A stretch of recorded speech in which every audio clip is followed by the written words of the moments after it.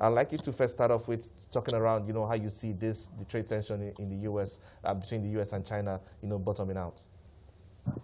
Well, I think it's very serious for the world, and it makes sense that people are very worried because it's not just about one particular trade flow. This is about IP, it's about Huawei, it's about steel, it's about manufacturing. And the reality is that the flows that go between the US and China and all of the value chains linked between the two of them affect the entire world. When we look at Africa, for example, Africa's single largest trading partner is China.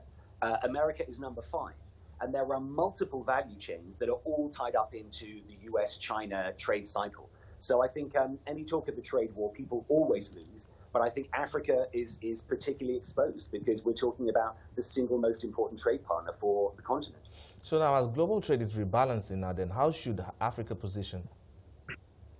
Well, I think Africa has an enormous possibility to get more involved in the international value chains. One of the big problems with Africa is there are a lot of commodities produced, but it's as if they appear magically at the beginning of the value chain. It might be cocoa, it might be minerals, it might be gold. But the miners or the farmers who produce them are, for the most part, invisible to the value chain. And there is an opportunity with the technology available now to connect them in. So I think there's a real opportunity, actually, that Africa, as there is a rebalancing of global trade and we see a lot more South-South trade, we could see a real benefit there where African value chains start connecting with the international value chains and ultimately get better value for their products. All right, now let's look at China's play on Africa, especially on the digital front. When you look at how Africa's digital infrastructure has been put in place over the years, how do you see China's play in that mix? Well, I think we're facing China-Africa 3.0. If you like it, China-Africa 1.0 was in the period after independence. That's when China built the Tazara Railway. That's when most African countries got things like a Ministry of Justice or a parliament building built by China. Then from the late 1990s, we had China-Africa 2.0, which was basically China saying, we will build you infrastructure in return for minerals. We saw that happen in Sudan, in Zambia, in Angola. And we also saw 1 million Chinese entrepreneurs come into Africa. But 3.0 will be digital. And that is because China has effectively built the digital infrastructure of Africa over the last 15 years. Most of the telecom masts that you see are either Chinese-made or Chinese-built or both. Most of the handsets being sold are either Transsion or Huawei. Probably 60 to 70% of handsets in Africa are Chinese. And now we're seeing the big Chinese media companies, the BAT, Baidu, Alipay, and Tencent moving into Africa. In December last year, WeChat formed an alliance with M-Pesa to enable payments from M-Pesa directly to China. We expect to see Alipay coming in soon, and really we could see the digital wave now of Chinese companies coming in, e-commerce companies, and sweeping the board because they've put the infrastructure in to enable this. All right, now let's look at how the U.S. is also playing in Africa then. When you look at the tariffs that they've imposed on China, on goods coming from China, how do you see any significant impact, and do you see it trickling down to Africa? Well, there's certainly been a lot of concern, for example, over certain trade deals like AGOA. There was a question about the U.S. whether they would renew that or not. That seems to be safe for the time being.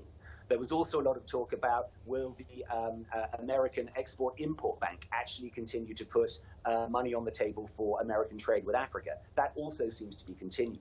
But I think the real danger is that when it comes to these value chains, which are so complicated nowadays, if you think of a smartphone, even an iPhone, people assume that all of the value of an iPhone goes to America, but it's not the case. In the US, some of the value goes there from IP, software manufacture, but you'll have pieces of the iPhone being produced all over Southeast Asia, maybe assembled in China, but a lot of minerals coming from Africa. All of those value chains are tied together. So as soon as we start seeing tariffs being imposed and blockages, the disruptive effects are huge on Africa. And I certainly think when we look at the Africa-Chinese flows, that's where the risk is with this US-China trade war. All right, but when you look at how the U.S. has also engaged in Africa, they've also come into, lodge in some very, very, very important sectors in the economy. For example, when you look at the Power Africa initiative. Yes, well, I think basically the Americans have definitely, they've had periodically interested engagement in Africa. I think actually the George Bush era, George W. Bush, was perhaps the most prolific. There were a whole number of programs launched there, which have had a huge impact in terms of reducing communicable diseases and trying to attack things like malaria. We've also seen things like the Global Fund with the huge backing of the Bill Gates Foundation as well, trying to address things like tuberculosis, malaria. But the reality is actually that the Africa policy of the Trump administration is very unclear. It's pretty well known that Donald Trump has already referred to a country called Nambia. His knowledge of Africa is not great. But at the same time, I think there are Africanists in the American administration who are trying to push their agenda, and that is very much about free trade and investment. Ultimately, the American influence in Africa is surprisingly low. When it comes to foreign investment, it's one of the lowest foreign investors among the G8 countries. And in fact, in terms of trade flows, they've dropped to number 5 now with Africa, mainly because of Nigeria and Nigerian oil, which comprise most of it. The key trade partners for Africa are really China and EU. And it's really the U.S. which is being pushed out of the picture. All right, but let's look at China's infrastructure play on Africa. We understand they've been coming up with the Belt and Road Initiative. What do you make of this initiative? Well, I think the interesting thing is that the BRI, as it's called, is a misnomer because the Belt is actually a train route over land and the road is actually a sea route. But the important thing about the sea route, after going through various stops in Southeast Asia, is the key point of contact is Kenya, before the route then goes up through the Red Sea, Suez Canal towards Greece and Europe. So Kenya is going to be the entry point for connecting to the BRI. And I think this is hugely important for the project going on in Lamu Port at the moment, the expansion of Mombasa, a lot of discussions about pipelines in Uganda, Tanzania, and Kenya. It is going to be a key entry point. And we've also seen that, the digital infrastructure has been laid for this one as well. Some of the richest flows in the world go through the Indian Ocean from China, South Asia to East Africa. And so really the BRI is just reinforcing this trade route.